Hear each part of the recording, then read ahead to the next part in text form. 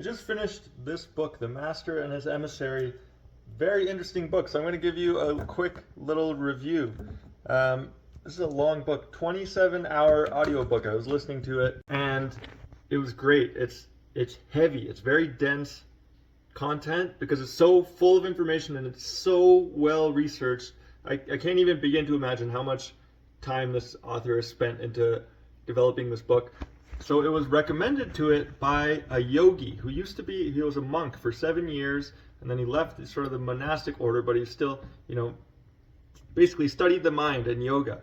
And he went out to find the physiological relationship between, meditation and the brain. And what he came across was essentially Ian McGilchrist is the author of The Master and His Emissary. And the book gives this very deep perspective on, where do people go in meditation? What's being activated? What areas of the brain? And his research is the difference between the right and left hemispheres of the brain. So, he breaks some of the old stereotypes we have about the brain, but he proves it again and again with research and a lot of historical context that your left hemisphere of your brain operates in a very linear, series sort of pattern with one focus at a time. The right brain, on the other hand, has an expansive, all-encompassing view that pays attention to the whole world and your place within it. So an example I really liked is of a chicken pecking at a nut, let's say a piece of corn. So the chicken uses its predator instinct, its forward-facing vision that comes from its left hemisphere to focus on the piece of corn that it needs to peck and get that, and not a piece of gravel beside it. So you'll see a chicken, it'll look at it with its right eye, because the right eye is linked to the left hemisphere.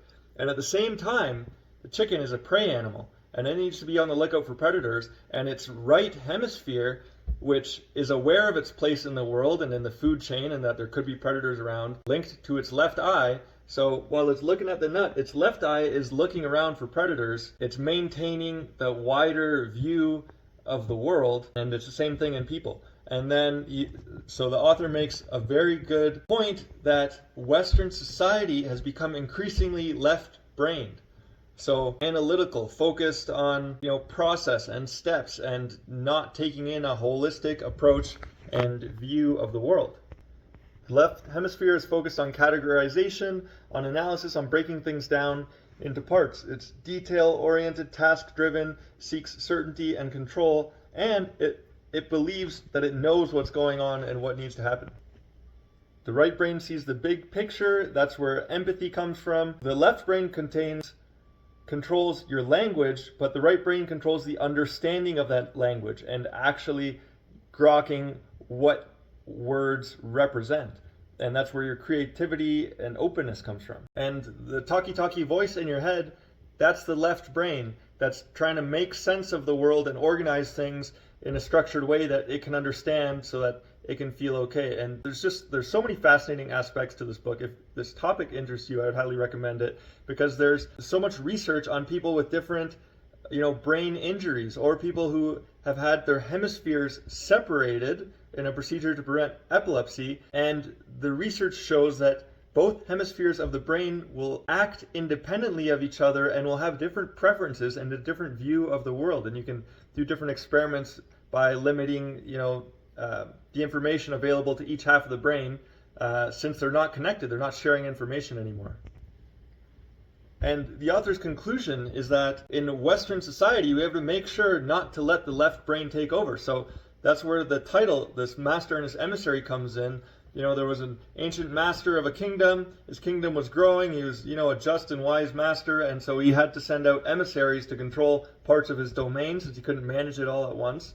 And then one of the emissaries let that power get to his head and say, you know what? I know better than the master. I'm going to take control. I'm going to usurp the throne. And the suggestion is your right hemisphere is the master. The left brain was the emissary, but it tried to wrest control and say, no, I know how to do things. And that's, the direction of Western society. And so Ian suggests we need to make sure that the hemispheres are balanced. They both need each other. They're very It's very depend on each other. But making sure that there's that balance, and this is fascinating to learn from a yogi's perspective. In meditation, the idea is that you're accessing the right hemisphere. You're shutting down the talkie-talkie left hemisphere of your mind, accessing the expansiveness of the right hemisphere.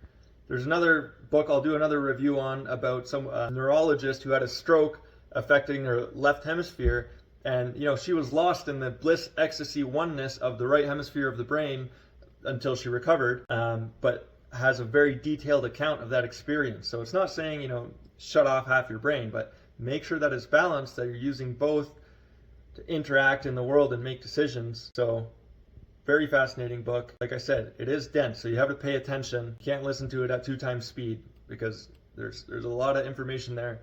But great book. I'd give this an 8 out of 10. For me, I don't need all the research details and findings.